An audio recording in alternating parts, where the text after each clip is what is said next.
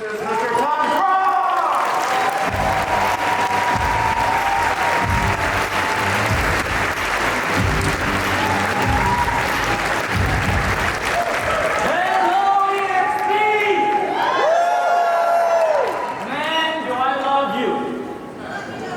Gene, I love you. Thanks for that kind introduction, Gene. You know, it was just 44 months ago, 3 years, 8 months ago, when I got that call. Got that call from Tracy and Scott Lewis. Says, Tom, would you take a look at a business opportunity that's going to radically change the face of this real estate business, especially in the way you and I as agents get compensated? And I said no. And she persisted, and they persisted, and I said no again, and again, and again. And then one day, she dug deep into my social media, and she found a video, and she understood who I was as a person. Chauncey talked about that earlier, right? It wasn't about who Tracy is. It wasn't about what this platform had and how great the organization is. It was about how she and this platform can help me with my future, with my generational wealth, with building something and leaving an impact. She asked me, Tom, what do you have in your arsenal to help at least 100 people become personally and financially free? Where in the world did she get that line? Well, she dug deep into a video where I was running for national president of the Asian Real Estate Association of America. And in public, I announced that the reason I'm running is because I want to give back. I want to give back to the real estate community. I want to promote sustainable, affordable housing for Asian American Pacific Islander, but not just stop there, but work with the National Association of Hispanic, and the blacks, and the gays, and everybody else in the Women's Council to create housing. Housing was something that was very important in my family, and I'll get into that a little bit later. Okay? I ask you, my talk today is, what is your legacy? Why did you take time away from your family, away from your kids, away from whatever it is that you have to get away with, to get away from, to come here, to sit in a room to get inspired? It's not just about you here. For me, it's about doing what it takes to change those 100 lives. Okay? That's me on the screen there, standing behind my older brother, Tim, who always had my back. I remember growing up here in the United States, didn't know the language, was picked on a lot. And my brother, Tim, was always there to pick me back up and says, Tom, you will make it. Don't let anyone intimidate you. Right? Don't let anyone intimidate you. First of all, I want to Glenn Stanford, if you follow the Success magazine, we all got that issue this month. And the first article is Glenn. And he talks about, you know, when thinking about your legacy, I challenge you to think beyond the numbers and the size of the business. You see, after 44 months, my numbers are cool. They're all right, but I'm not crushing it compared to other leaders who've come on and just totally crushed this business. For me, it's about helping the people who came, who have the dream, who have vision, who have passion, whose dreams might have been swept under the rug because they didn't have a system, they didn't have a plan, they didn't have people to believe in them, to help them get to where they are, where they've been, to where they want to go. And for me, that is the legacy that I think that you should leave when you are done here on this beautiful planet Earth. Right? James, Truong, and Brent Gove. I arrived at my hotel room, and here's a note that they left to me. They said, welcome, Tom, to the Build Conference 2021. We want to personally thank you for choosing to step up and bring it this week. We are honored to have you here, joining our vision of 1 million agents in 100 countries in the next 10 years. This is the legacy group we will leave with. And they go on to say, if there's anything you need, we are all in. We have your back. Let's go. Brent Dove, event host, and James Stroop, event executive producer. James and Brent, that is the legacy you guys are building here. And I'm so honored that you've entrusted me to be on this stage to share.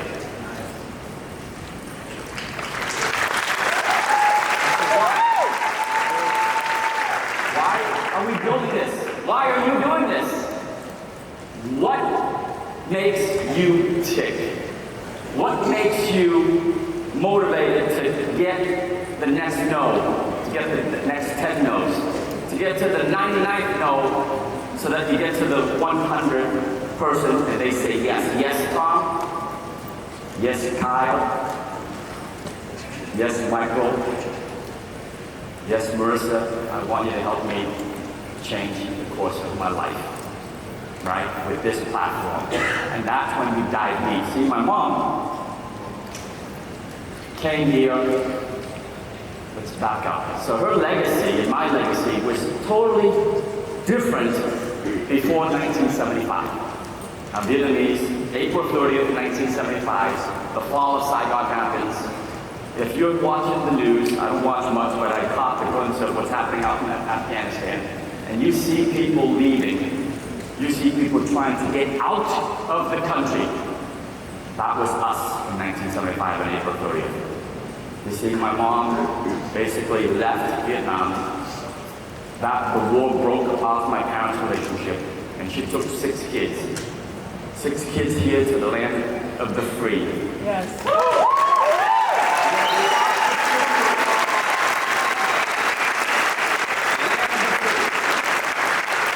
Where you can accomplish whatever your heart's desires. Nothing stops you. There's me again, my brother, watching my back again.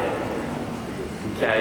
We came with nothing. See, my legacy, had the war not happened, we grew up in an upper middle class. My mom was a businesswoman, did trade, import and export trade. My father was a engineer, a mechanical engineer for the Vietnamese army, taking care of their railroads. See, we were on the way to having a legacy where I might be able to inherit something back at home, and my kids would have a much better life, but that came to an abrupt stop. We scratched and fought our way out of the country. We did not fly out on a plane. If you can picture a boat with hundreds, if not thousands, if not 20,000 people trying to claw their way in, climb up ropes to get on the boat, to get out of the country. That was my family. It was the 3rd attempt. We had failed 2 other days before, and this is the last day. The U.S. Embassy was pulling out, the helicopters, taking the troops out, the last people leaving. And she goes, my mom goes to me, Tom, I need you to climb these ropes by yourself, because they won't let the whole family on. But if you start climbing, you get to the top of the boat, you're going to scream for your family. And then my brother Jim starts climbing. And then my younger sister Beth starts climbing. All 3 of us get up there. We get up there, and we're screaming for mom, for the rest of the family. And that's how the people, the troops, or whoever it was, allowed my family.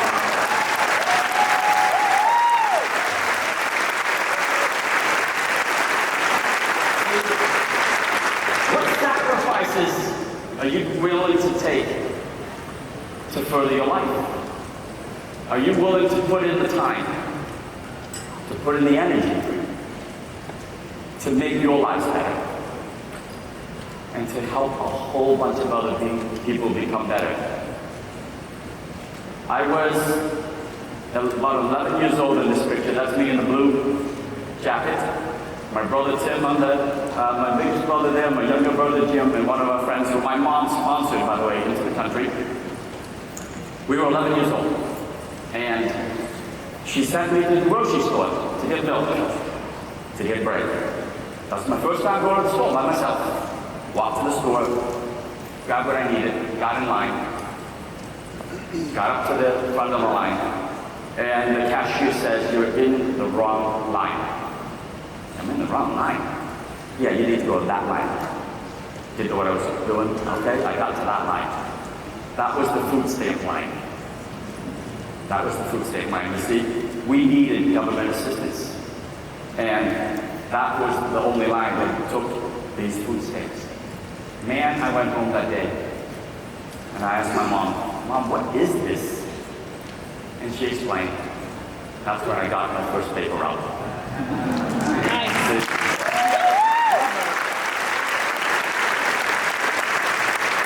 My brother already had one paper route. He's standing in front of his route there.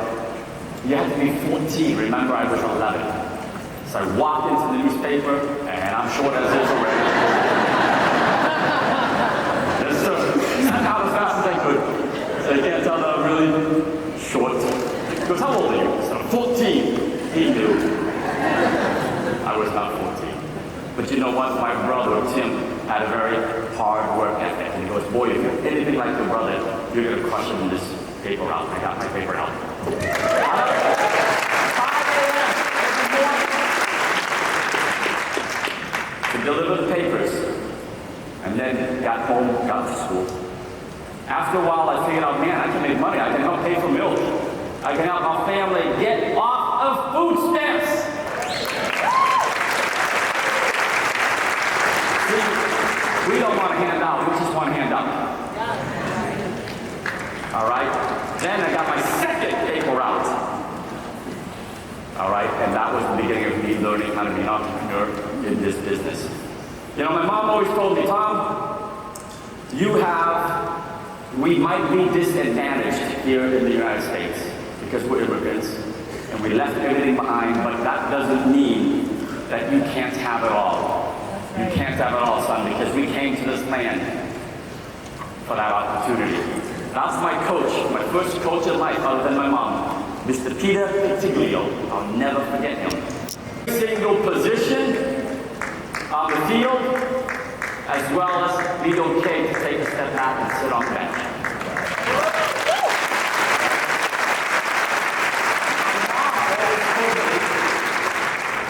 You know, when you go to work, son, make sure you show up early and stay late. Okay? Don't ever forget that, because you can change your life forever. So there I am. My first career was in the insurance business, publicly traded insurance company. And I started in the mailroom, literally. Started in the mailroom straight out of college because I worked my tail off. They didn't have a job for me. But they said, you know what? We're going to give you a shot. And all I did was get up. If the boss showed up at 7:30, I would show up at 7:15. If the boss left at 6 p.m. or 6:30, I would walk out to go with him or her and shut the door. There'll be days when there was no work left for me, and they said, Tom, you can go home. You just, you did go home. I said, no.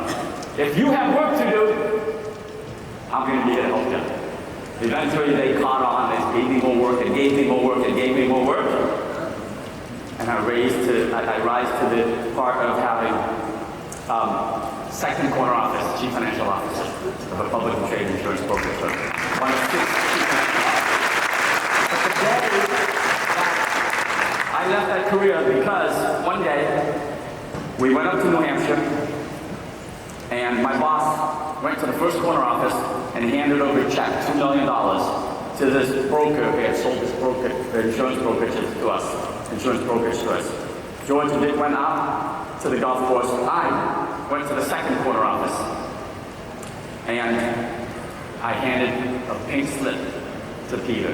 Peter, you've got 2 months left of this. You've got 2 months left, you're on severance. Okay? We don't need you anymore, duplication, blah, blah, blah. Your job is gone. That was the night I went home. And I remember the tears that Peter had as he soaked his shirt, he soaked his tie. He goes, Tom, what am I going to do? I'm 52 years old. I've given my life to this organization. You gave George a $2 million check. You gave me 2 months of severance. See, that was the day I went home and I said, you know, I'm not working for another man. You guys have the ability to take this business to the moon because you're working for yourselves as agent owners of real estate. That's what I do now. I'm on the road called rockthecomma.com. rockthecomma.com.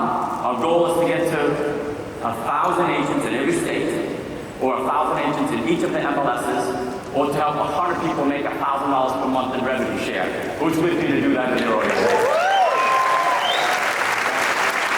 No longer I'm sitting behind an office. I'm sitting on the ground with my buddy Dick Lee, who's been traveling the world with me, basically changing people's lives, showing a program. My why. There's my mom. On graduation day, I graduated third from the bottom.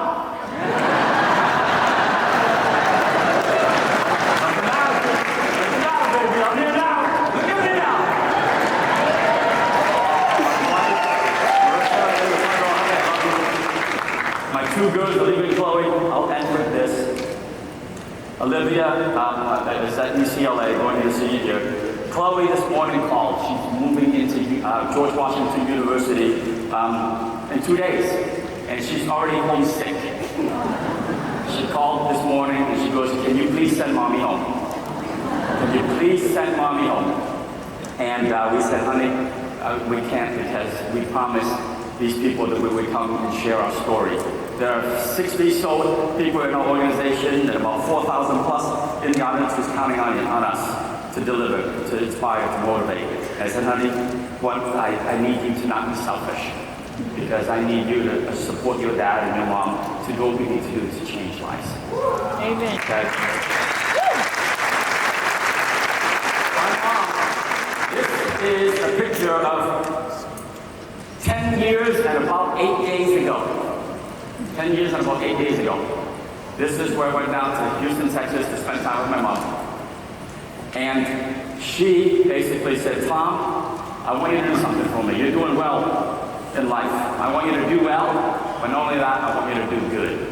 Because I want you to go out and do the things that instill upon the folks who you can change lives with and make them see the vision, help them achieve whatever success they achieved." And then 10 years ago today, my mom passed. And I'll never forget the words that she asked me. She goes, "Tom, for the rest of your life, will you please go out and help 100 people get to where they want to go, become personally and financially free?" That's a picture of the boat that we climbed up on to leave Vietnam. You see, there are hundreds of thousands of agents out there looking for you to help them change the course of their life and the rest of and leave a legacy for their own families, for their own future. So I ask you, join me in therockthekarma.com. Are you ready to roll up your sleeves? Are you really take off your jacket? Are you ready to bring it to help so many lives? To help generational wealth, to build that. Glenn Sanford and Jason Jessing the other day says, "Tom, he spoke to us, 80,000 people is where they project that where we're going to be for the rest of the year. 80,000. We're going to come short by $20,000. Here's my ask of you. We have 17 countries to build. By all counts, there's 20 million real estate agents out there. Right? There's 1.4 million realtors, 2 million agents here. There's about 4,000 of you in this room, by my estimation, probably another 1,000 watching somewhere else. So there's 5,000 of us. So we will get to 20,000 agents, folks. You know how we're going to do this? Keep doing what you're doing. If you plan to show 5 people this plan this week, show 5 plus 1. If you plan to do 2 lunch and learns this week, do an extra one. Because if there's 5,000 of us and all we do is give a little bit more, show up early, stay late, show one more plan. Who believes I can bring in one more extra person between now and the end of the year? 4 months left. Divide by 4 is 5,000. Get one